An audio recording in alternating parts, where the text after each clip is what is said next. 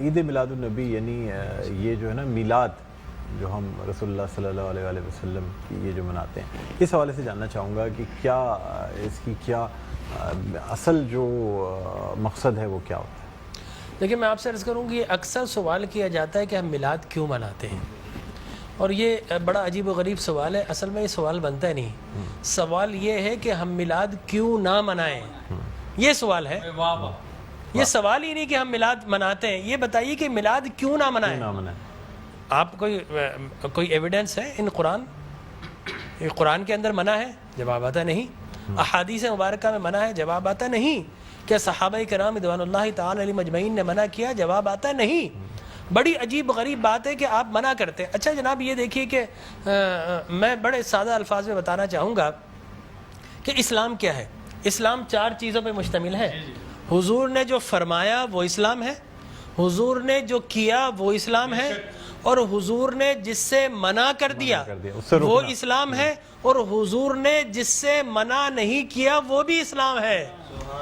لہٰذا اگر کوئی آج کسی چیز کو منع کرتا ہے، اس کا مطلب یہ ہے کہ وہ اسلام کے منہ میں اپنی بات ڈال رہا ہے. اب نہ اللہ سے بھول ہوئی نہ رسول سے بھول ہوئی. قیامت تک کی ساری ناجائز چیزوں کو قرآن مجید اور احادیث نبویہ میں بڑے بڑے بورڈ لگا دیے گئے کہ these are the prohibited thing, یہ حرام ہے، یہ حرام ہے، یہ حرام ہے.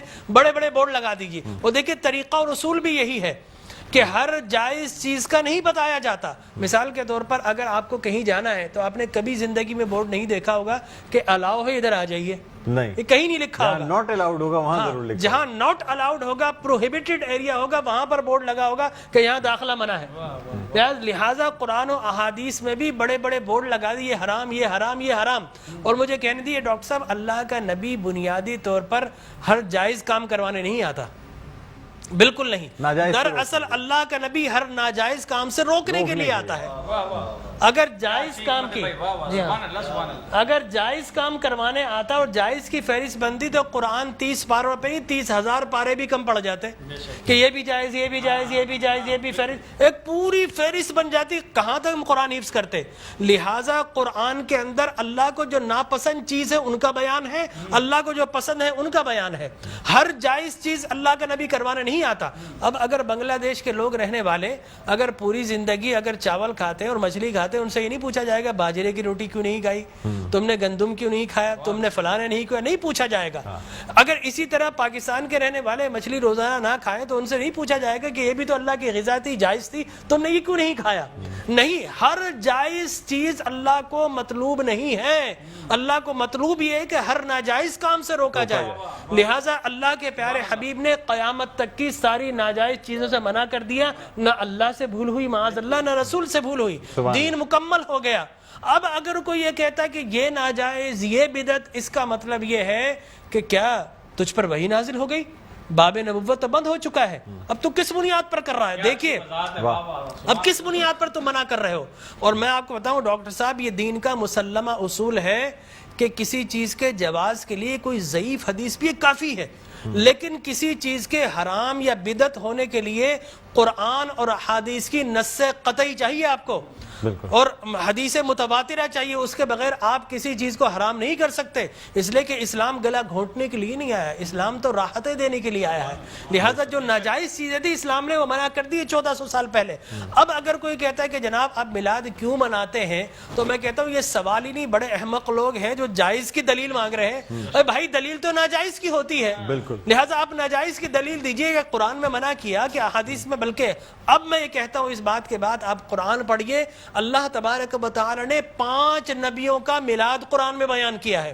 حضرت آدم علیہ الصلوۃ والتسلیم کے میلاد نامے قرآن کے 5 رکوع پر متفرق. پہلا واقعہ ہی میلاد نامہ آدم ہے. فرشتوں کو جمع کیا، میں آدم کو پیدا کرنے والا ہوں. کیا کریں؟ سیلیبریشن کرو. آدم کی ولادت کا موقع، نفخت فیہ من روحی فقعوا لہ ساجدین.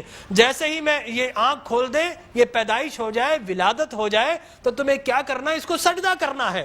اللہ تبارک و تعالیٰ فرماتا ہے کل مجمعون الا ابلیس. سارے فرشتوں نے سیلیبریٹ کیا، آدم کو سجدہ کیا سوائے ابلیس کے. تو معلوم یہ ہوا کہ جس نے میلاد منایا اللہ نے اسے نورانی قرار دے دیا، اور جس نے انکار کیا اللہ نے اسے شیطانی قرار دے دیا. سبحان اللہ، سبحان اللہ. لہٰذا اسی طرح میں 2 منٹ بس، اسی طریقے سے سورہ قصص میں حضرت موسیٰ علیہ الصلوۃ والتسلیم کی میلاد نامہ اللہ نے 28 ابتدائی آیات میں بیان کیا، اور حضرت یحییٰ علیہ الصلوۃ والتسلیم کا میلاد نامہ سورہ مریم میں کیا سلام علیہ یوم ولدا، سلام ہو یحییٰ پر کس دن؟ جس دن وہ پیدا ہوئے۔ لہذا نبی پیدا ہو رہا تو اللہ سلام بھیج رہا ہے، اور پھر حضرت عیسیٰ فرماتے والسلام علیک یوم ولدت و یوم اموت و یوم ابعث حیٰ، سلام ہو مجھ پر جس دن میں پیدا ہوا۔ سرکار نے فرمایا، اور پھر اللہ تبارک و تعالی نے ووالدین وما ولد کہہ کر حضور کے میلاد کو بیان کیا، اور حضرت مریم کی میلاد کو اللہ نے سورہ آل عمران میں بیان کیا۔ پھر سرکار نے فرمایا کہ میرے غلام الجمعۃ عید للمسلمین، لوگ کہتے ہیں 2 عیدیں، تیسری عید مل گئی۔ حضرت عمر بن خطاب سے پوچھا کہ یہ الیوم اکملت لکم دینکم، یہ آیت ہمارے نبی پر نازل ہوتی تو ہم 2 عیدیں مناتے، ہم تو بطور عید مناتے۔ حضرت عمر نے حضرت ابن عباس دونوں سے احادیث فرمایا، میاں تم ایک عید کی بات کر تو ہماری تو 2 3 عیدیں تھی اس دن۔ وہ یوم عرفہ تھا مسلمانوں کی عید کے دن، وہ جمعۃ المبارک تھا مسلمانوں کی عید کے دن، وہ تکمیل دین کا دن تھا، وہ مسلمانوں کی عید کا دن ہے۔ لہٰذا یہاں پر تو پہلی، دوسری، تیسری، چوتھی، 5ویں نہ جانے کتنی عیدیں، اور صحیح مسلم کی حدیث مبارک رسول اللہ نے 5 عیدیں بیان فرما دی، ایام تشریق، یوم نحر، اس کو سرکار نے عید قرار دیا۔ لہٰذا معلوم یہ ہوا کہ سرکار دو عالم، اور پھر میں عرض کر رہا تھا کہ آدم پیدا ہوئے، فرمایا الجمعۃ عید للمسلمین، جمعہ مسلمانوں کی عید کا دن۔ فرمایا رسول اللہ کیوں؟ فرمایا فیہ خلق آدم، اس لیے کہ اس دن تمہارے باپ آدم پیدا ہوئے۔ معلوم ہو آدم پیدا ہو تو عید کا دن، اور جس دن فخر بنی آدم پیدا ہو ہزاروں عیدوں کا عید۔